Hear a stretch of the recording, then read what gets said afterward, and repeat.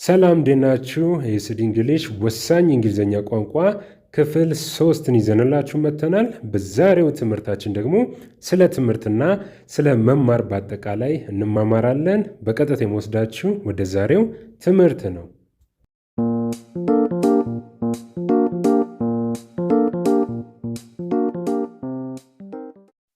የዛሬው ትምህርታችን ትምህርትና መማር ላይ ያተኮረ ነው።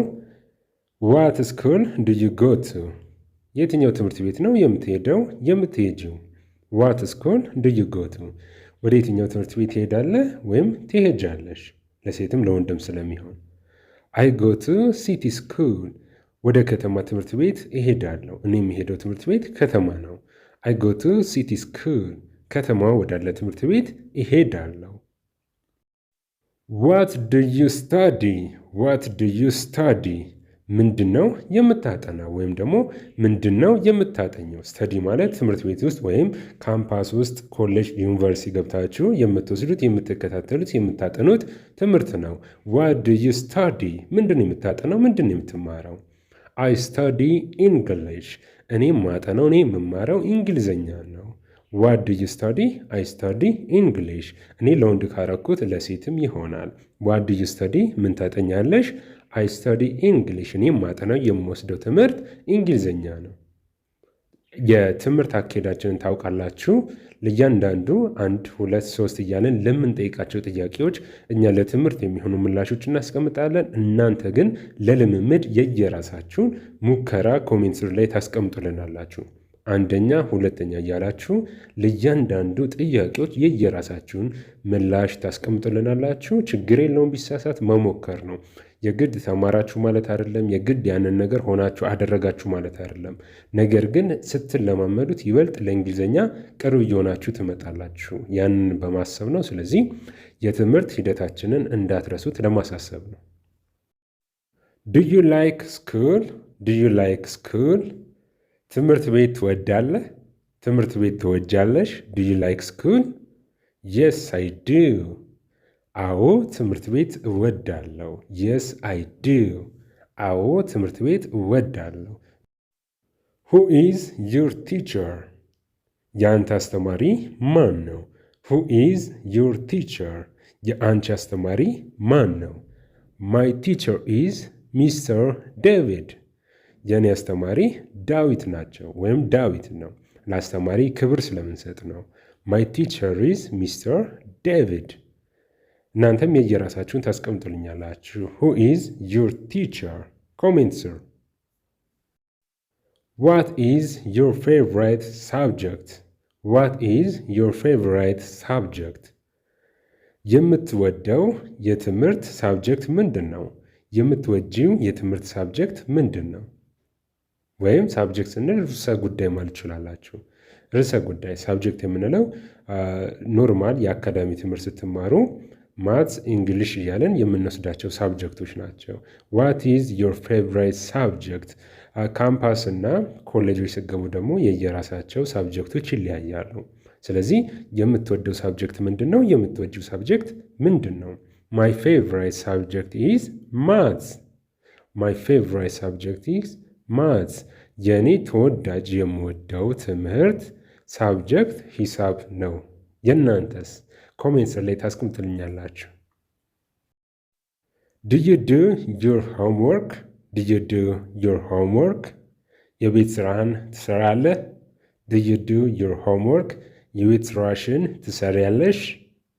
የስ ኦልዌይዝ። አዎ ሁል ጊዜ የቤት ስራዬን እሰራለሁ።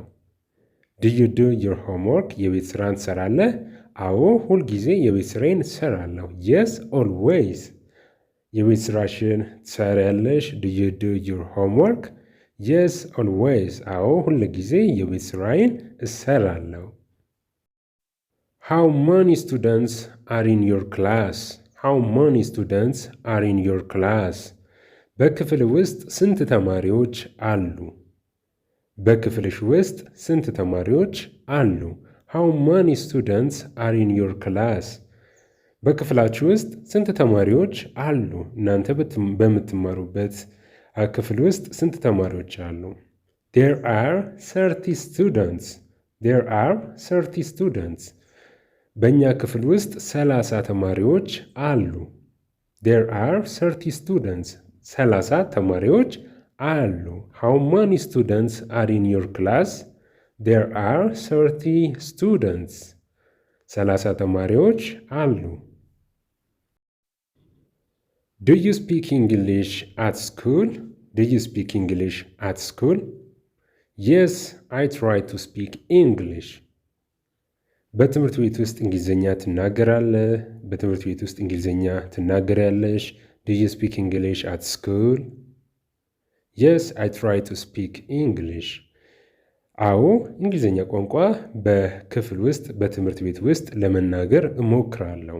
Yes, I try to speak English. እንግሊዝኛ ቋንቋን ለመናገር እሞክራለሁ። የት? At school, ትምህርት ቤት ውስጥ። Do you speak English at school? Yes, I try to speak English. Do you want to learn more English?